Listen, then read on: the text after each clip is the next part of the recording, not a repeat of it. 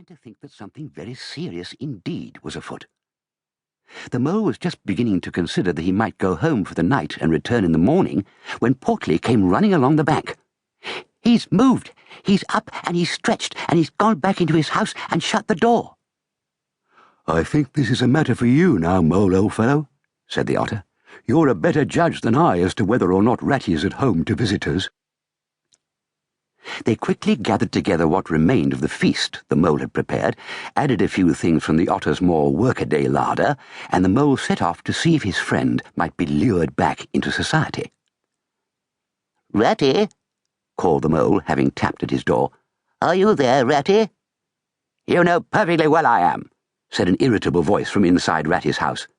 Well, then, are you at home to visitors? Because I brought you some—" The door opened a little, and two bright eyes peered out.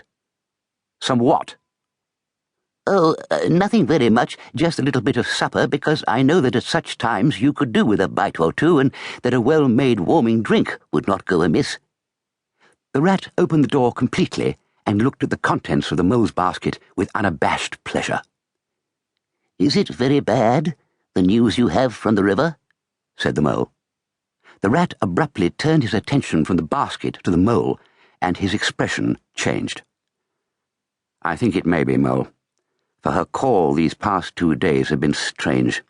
She worries me. She worries me a great deal. I cannot say that I fully understand what she has been trying to say to me since yesterday, for the river does not use language like you or I, but speaks to us in a deeper way. Very often it is I who do not understand her, but I think that on this occasion she is not able to speak at all clearly of what her concerns are. It is as if she is calling for help, but that she knows we cannot give it. I do not know what it can be, but it's certain it's important and threatens her very life, and possibly our own."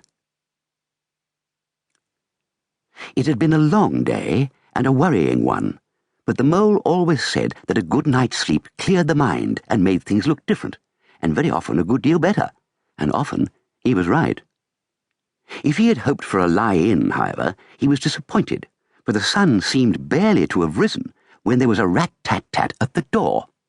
"Oh, that must be Ratty," he said, as he rose from his bed and searched for his dressing-gown. "He must have made a bit more sense of what the river was trying to tell him and come over at once to tell me." Rat-tat-tat went the knocker once more, rousing Nephew from his slumbers.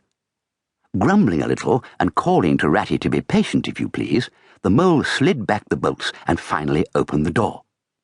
"Ratty, you're always welcome," began the mole, "but do remember that not everybody is as wide awake at this hour as—" But it was not the rat.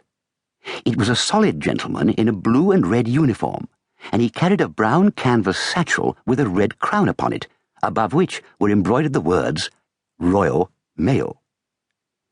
"You're Mr. Mole of Mole End, I take it, seeing as you're mole-like and your house is named Mole End?" "That is correct," concurred the mole.